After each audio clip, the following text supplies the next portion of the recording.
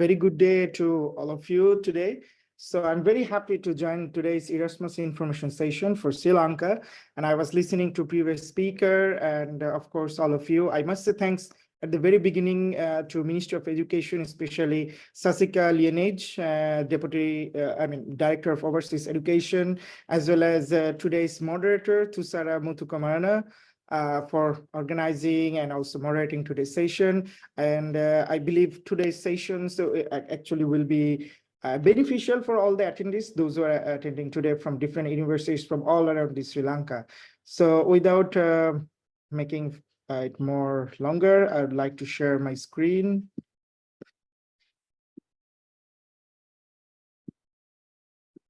I hope my screen is visible to you.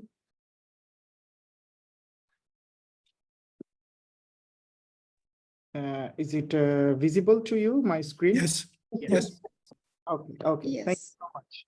So yeah, today we are talking about the Erasmus International Credit Mobility. In short, we call it ICM. So today I will talk about more on institutions, staff and students, how these ICM projects are actually beneficial for everyone to explore. So yes, my introduction is already done by the moderator of today's program, but I'm not going to talk about it anymore.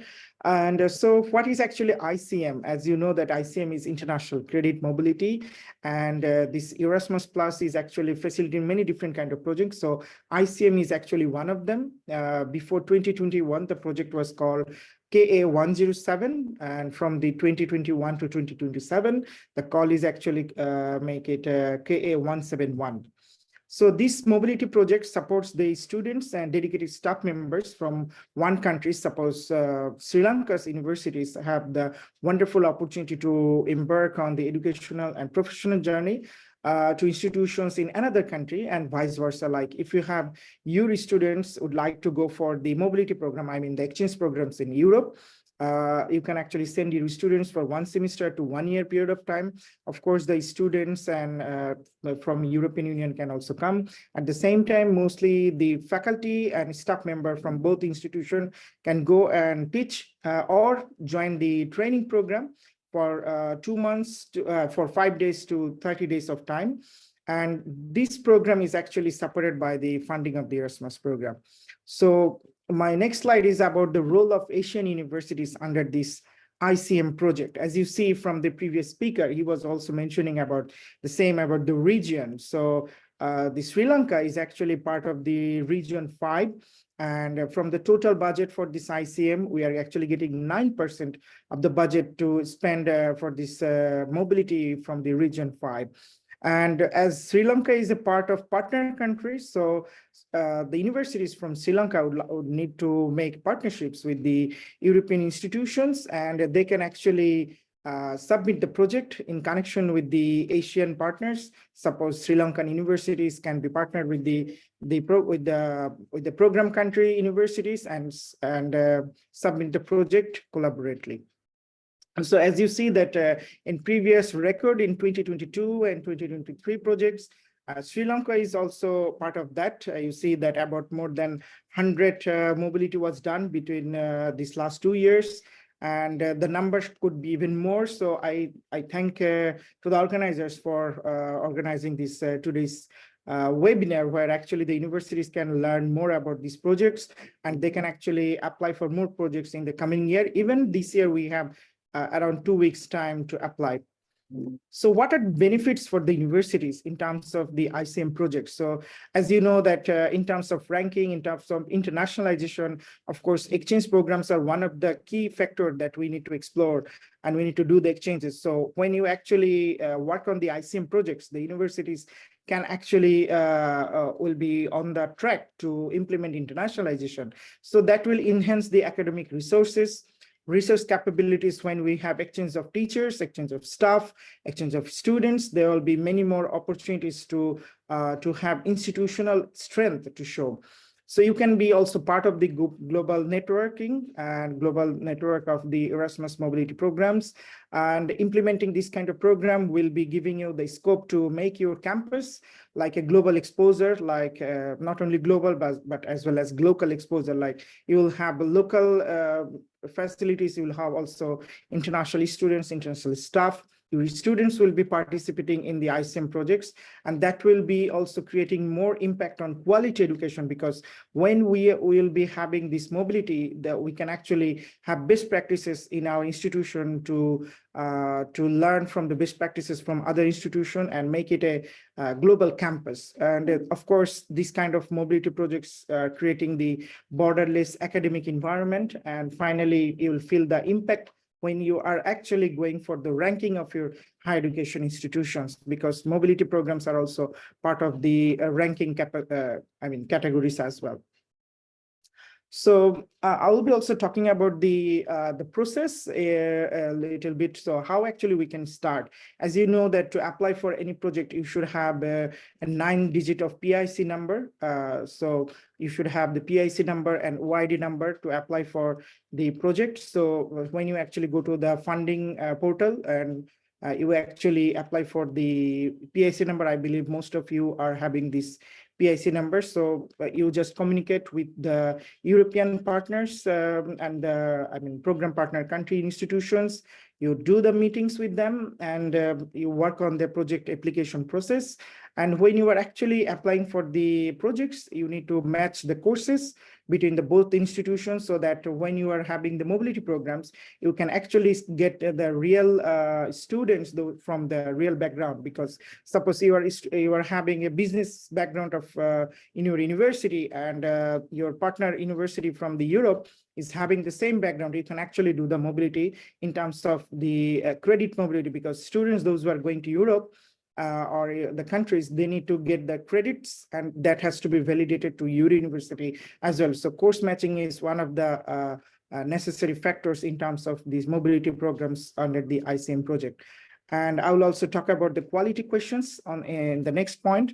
So when we fill up the forms actually for the ICM projects, there are, as like the previous speaker also mentioned, that there are about 100 marks where to achieve the project application, we should have at least 60 points that need to be achieved in the project application. So in this project, you need to have a good project design and to the cooperation. So you need to mention how these mobility projects will be impactful to your institutions, and you must have a internationalization strategy, how it will create more benefit to your students, teachers, and overall the curriculum and quality of the education in your institutions.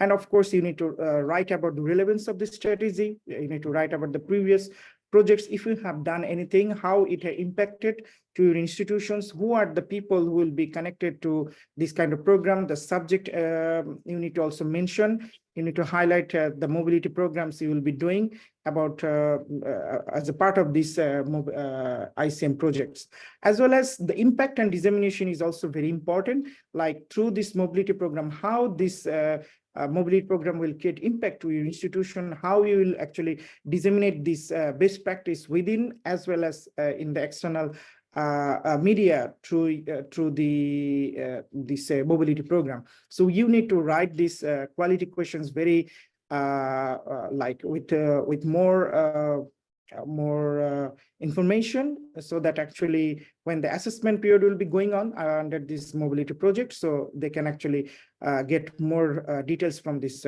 question. So I'll be also talking about the timeline.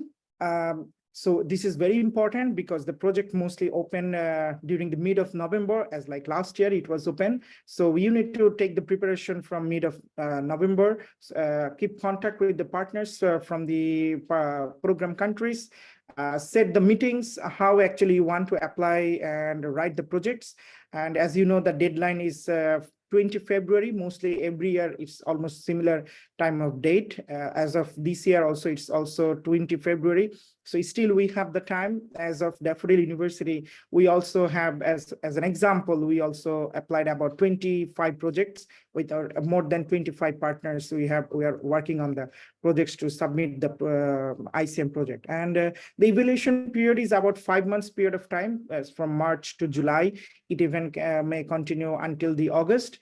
and you will get the result. If your mobility programs have been approved, then your program country partner institutions will be informing you that yes, our project is actually done, and you need to start the project from the August 2024 mostly. And this is the projects are mostly from 2 years to more 3 years period of time. And these are actually the information about the ICM project implementation. You need to sign an interinstitutional agreement at the beginning, which is called IIA agreement. And when you actually sign the agreement, then you need to also sign the learning agreement when actually you get the projects and you are sending these students or the staff, or even you are receiving the staff. In both cases, you need to sign the learning agreement. You need to have a prior selection process. It has to be fair. And when you actually have the selection process, you need to have all the documentation, all the circulation you are having within the institution, and you need to provide the proof to your the program country partner institutions. And when the mobility program is done, you need to also get the transcript from the students that have joined these mobility programs, and you need to keep the record. And you also need to give the recognition of the credits that will be earned from the ICM projects that your students will be taking part. And I will be also sharing with you some tips that I think will be beneficial for the universities to think about. So when the project application is on, you need to write and seek the partner's interest that, okay, I am the university and I would like to apply for a project, and I want your interest as well to keep me on board and apply for the ICM project. And you need to activate your existing partner agreement as well. Like you have some partners in Europe, and and maybe you are not active this partnership, but you need to keep communicate, and you need to approach them to apply for the project so that you can be part of this great initiative. And you also need to emphasize on the accreditation preparation before applying. Like when you are applying for the mobility projects, you need to have enough strength to your institution to implement these kind of projects. The internationalization strategy has to be properly managed to your institution. So from the management level to the International Affairs Office, or even to the department level, this has to be recognized as well. And you need to match the courses between the institution.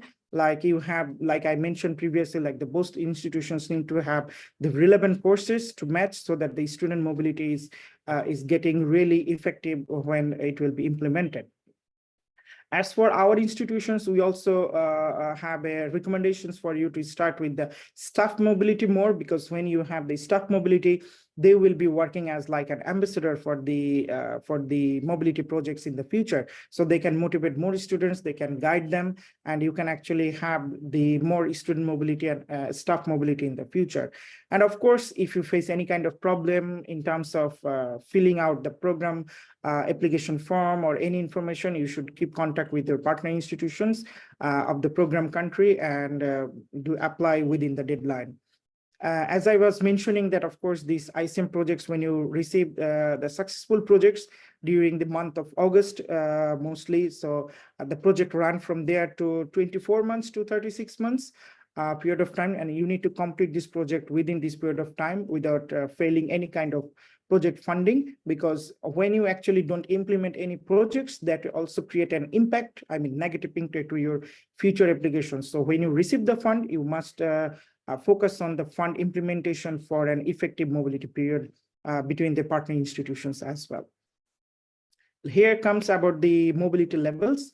Like as I told you, like student mobility is mostly for bachelor, masters, or PhD candidates, which is about 1 month to 1 semester to 2 semester period of time. And when we are talking about the staff mobility, so there are 2 types of staff mobilities you can actually do. One is for the faculty members. They can go for a week, like about 5 days period of time. So the minimum period of teaching should be 8 hours per week, and you can actually continue this mobility project up to 2 months period of time as well. And for the training, usually many partner institutions around Europe and the program countries, they are having the International Staff Week. So you can send your teachers or your administrative staff to the International Staff Week, or even other period of time in matching the calendar of both of your institutions. You can have the training program where you can send your academic administrative staff for the training.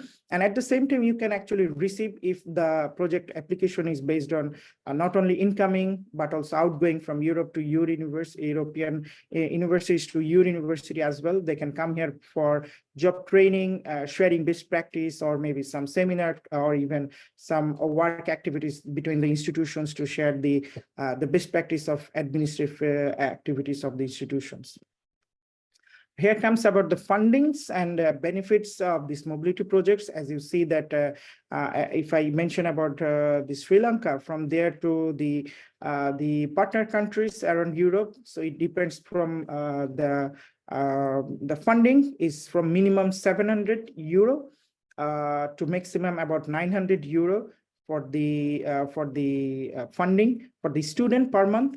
And for the staff, it is actually daily is about 180 euro is the maximum, and minimum is 140 euro per day for the staff to spend during the stay of the mobility period. And for the students per month is about 700 to 900 euro. And that is actually quite enough for the staff or even for the students to continue their living, because without funding, it's difficult to make it done at some point. That's why this Erasmus project is really beneficial for the countries like ours.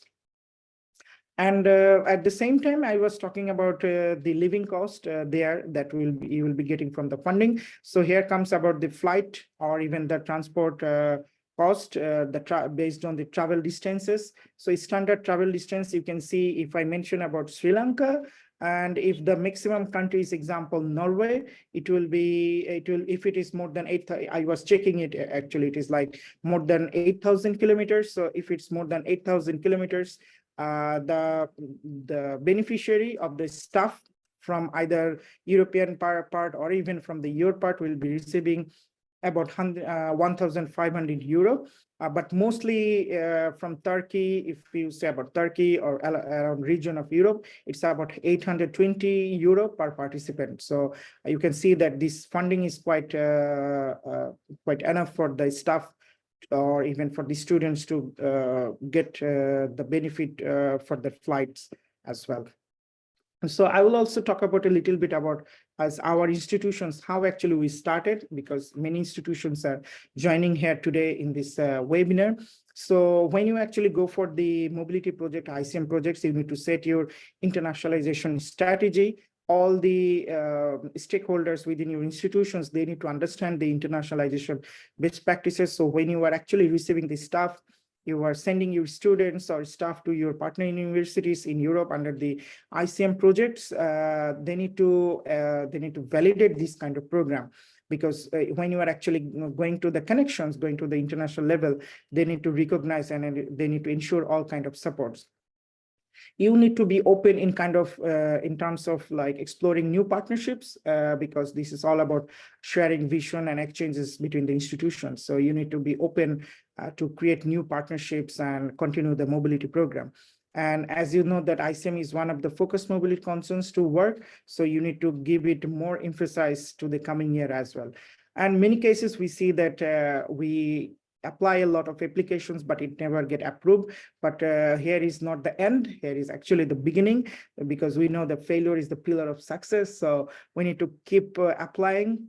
You learn the faults that you had before in previous applications. So you keep going and you apply more. And that is how we can actually achieve more projects and partners from the Erasmus projects.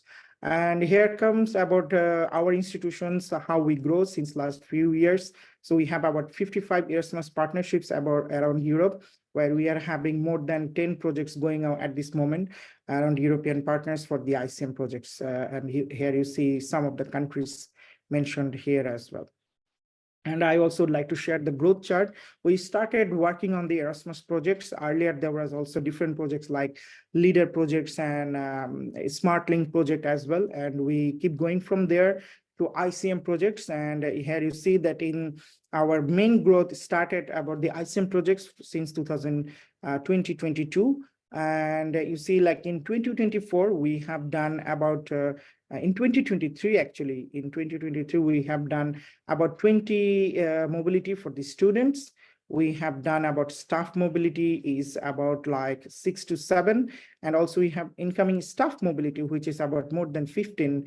So altogether, we have 42 to 43 student and staff mobility we have done last year in 2023. And by this year, 2024, in last few months, we have started sending the students, receiving the staff, and also sending the staff, which is about more than 20 already we have done doing this. So of course, like our university, of course, universities like yours can start and make it maximize every year. And my presentation is almost close to the end, but of course, I would like to mention that what are the benefits actually from this mobility program like ICM for the students and staff actually they can get. So students, they are actually getting a cross-cultural learning experience. They can learn different kind of techniques from when you are actually sending your students to there for their career growth, for their learning initiatives. They can learn a lot of different things. You can actually get the students with more experience, because when they cross the border, they are actually learning a lot as well. And that will impact to your internationalization strategy of the university as well. At the same time, when you are having the staff mobility, you are receiving these faculty members or the staff and sending the same, your capacity of the university is also enriching through this internationalization movement. And this is how actually we can achieve more quality education, more ranking, and more better opportunities for the country as well. And this is how it works. And if you would like to know more about these informations, of course, there are many information available on the websites, as well as they have, and of course, Erasmus Plus Facebook page. And if you'd like to know more anything from me as well, if I can be helped at any area, you can feel free to email me. And at the same time, I would like to share a video about our students, those who recently participated to the ICM project in Sweden under this Erasmus Credit Mobility. So I believe this video will be also giving you some insight about the students' benefit from this ICM project. So let me stop sharing and share the video with you all. It's about 4 minutes video, and I hope you will like it.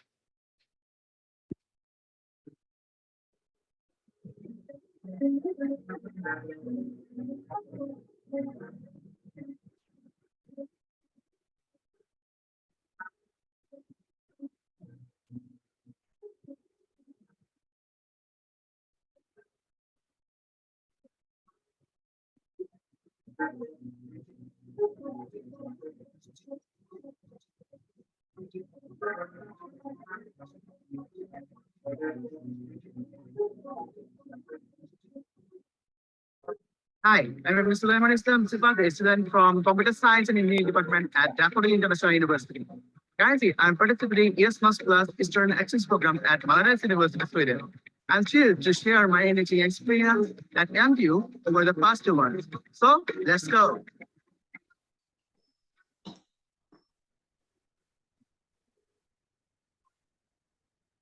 Hi, I'm Fatwa Kuzora Sadia from Syed International University.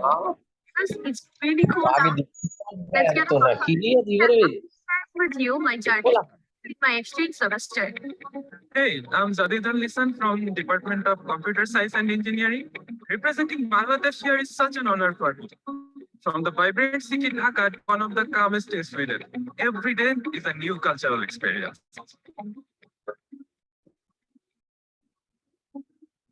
Hi, I'm Roman Khan from IT Department.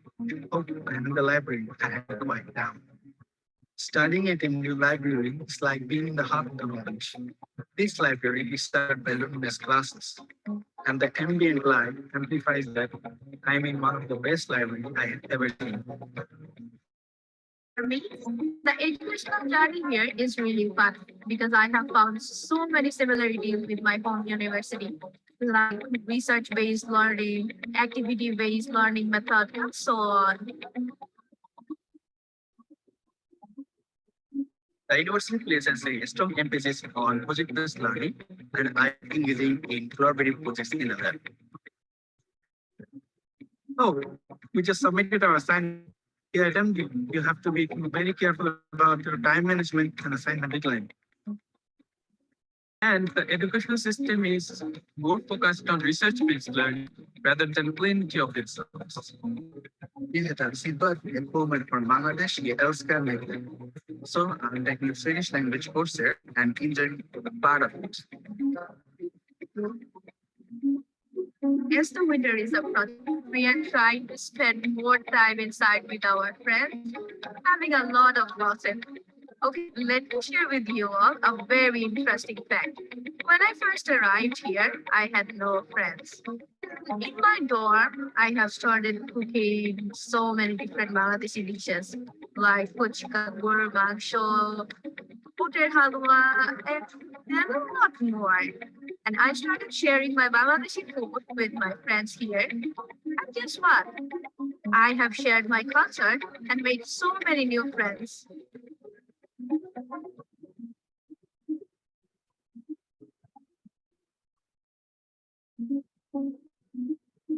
Sweden is becoming cashless society. You have to digitally pay everywhere you go. Last month, we took a quick shift in order for getting new cultural experience. The capital city also was incredibly beautiful with its special elegance. We tried to explore the whole city and we collected so many memories that we are never going to forget. Fika is a Swedish tradition. It's not just a coffee. It's a moment to connect with people and make them friends.